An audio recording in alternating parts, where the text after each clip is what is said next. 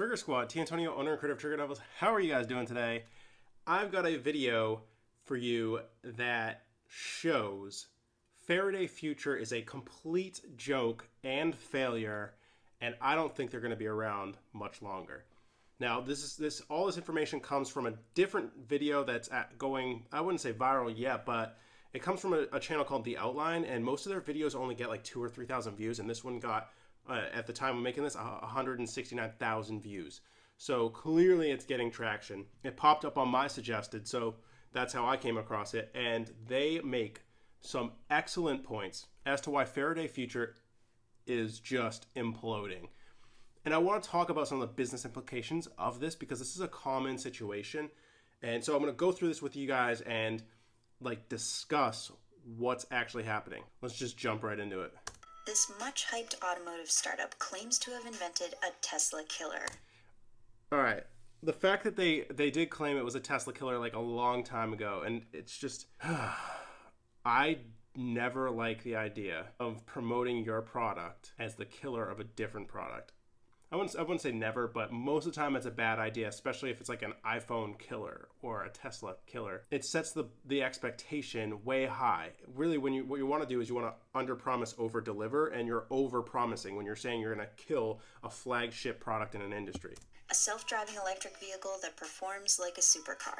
Actually blah, work. blah, blah, blah. At CES, they had what looks like a very expensive presentation at CES, and I'm telling you guys, that presentation, I'm going to estimate cost maybe $250,000 for them to do that at CES.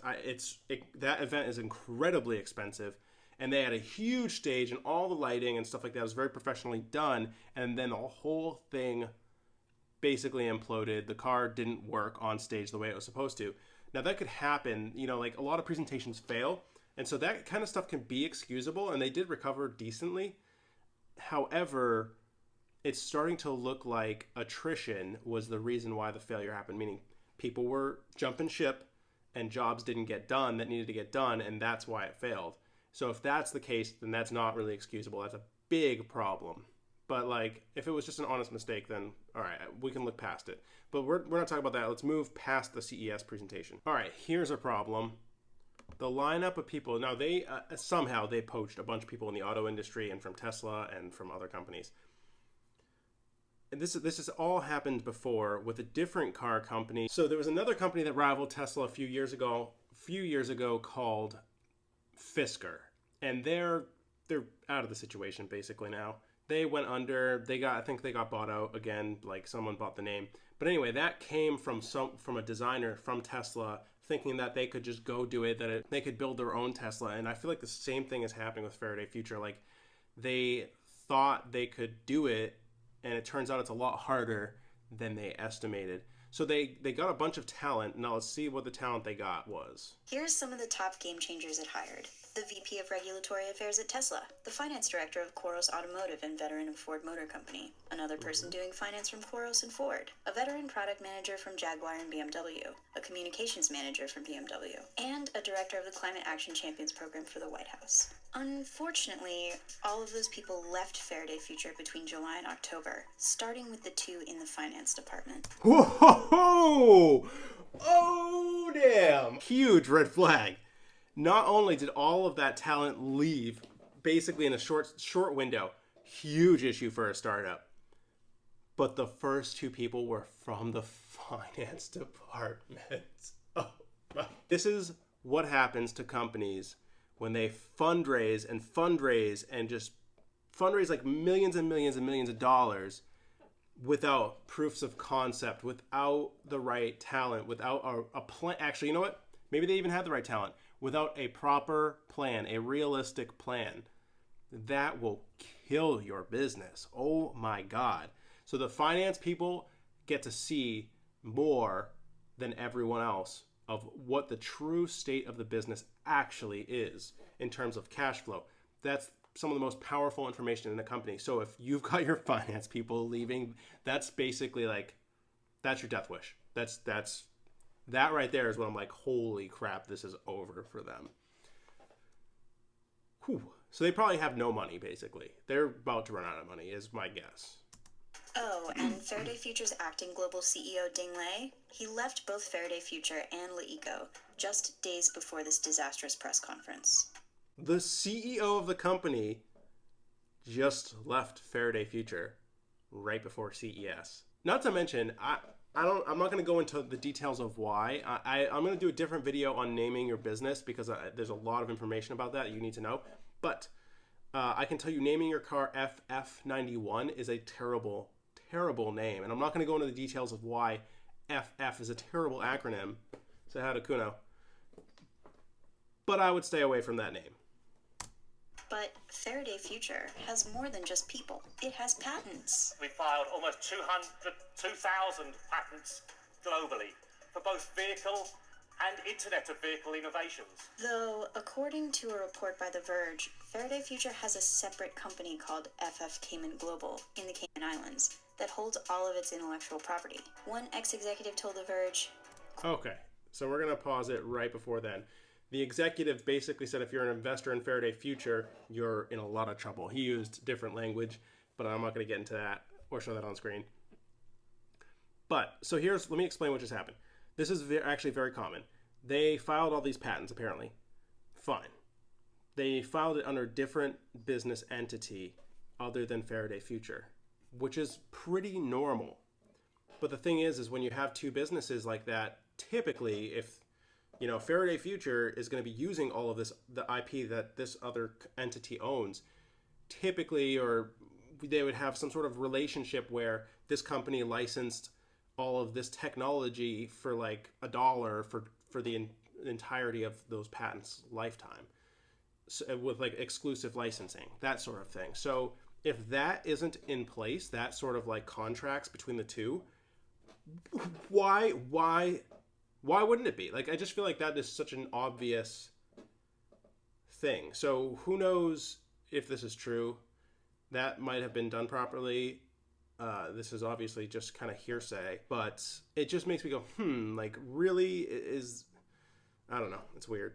Achievements is we've completed phase 1 of our Nevada factory development. Except, despite being offered over $300 million in incentives from Nevada to build its factory, Faraday Future suspended construction due to financial issues. A Faraday spokesperson told the Las Vegas Review-Journal in November, quote, "We are reevaluating where we're at, while we refocus our resources toward bringing this car to life." Automotive News also obtained a copy of a letter from AECOM, a company hired to do $500 million worth of construction for Faraday Future, stating that the company failed to pay the $21 million deposit due in September. But Samson says it's moving along. We're very excited that shortly we'll be moving on to phase 2 of the construction. It's unclear what phase 2 is, but Nevada State Treasurer Dan Schwartz seems to think real progress is unlikely. He told BuzzFeed News that the company agreed to regular phone calls with his office, but those stopped in November. Quote, "We asked for numbers about the financing, and we just got a different story each time. All right, we're going to pause it right there.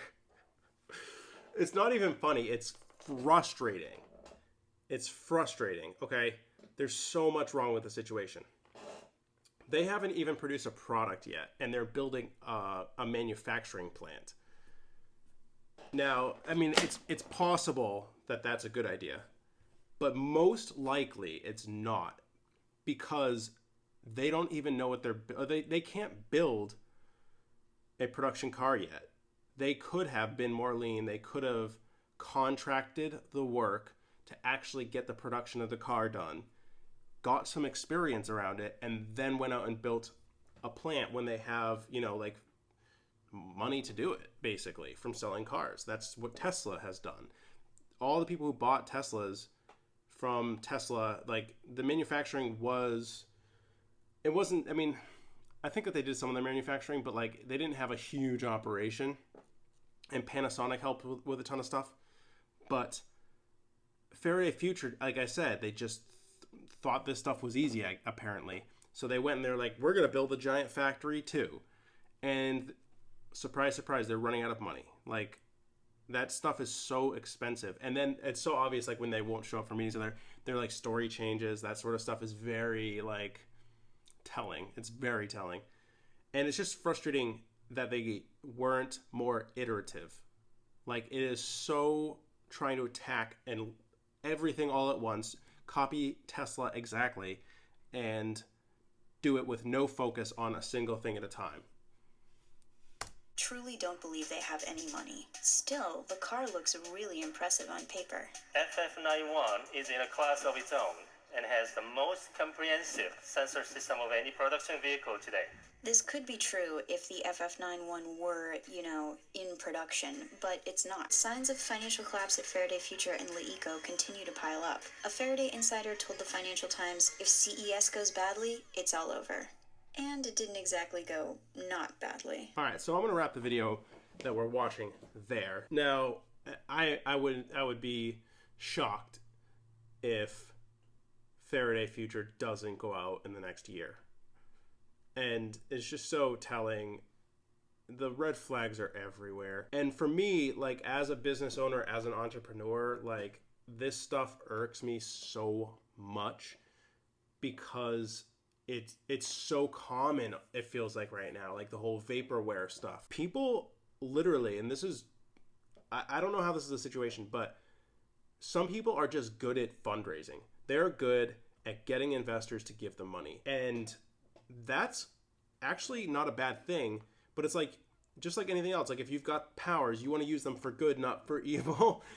And if you're fundraising, you better be damn sure that what it is you're fundraising for is rock solid. The plan is solid, that the proof of concept is done, and that the money that you're taking can actually achieve the goals that you set out, or hopefully overachieve. And this is just like classic Silicon Valley, like over promising, way too, like, so ambitious. Ambitious is good, but like so ambitious that it's like not realistic, clearly, which is why it's starting to crash and burn. Don't do the, if you guys get into business, any of you guys, don't do this stuff. It makes us all look bad, basically.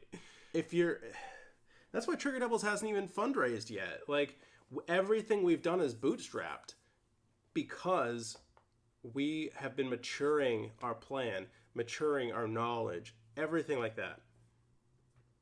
Getting beard hair in my mouth.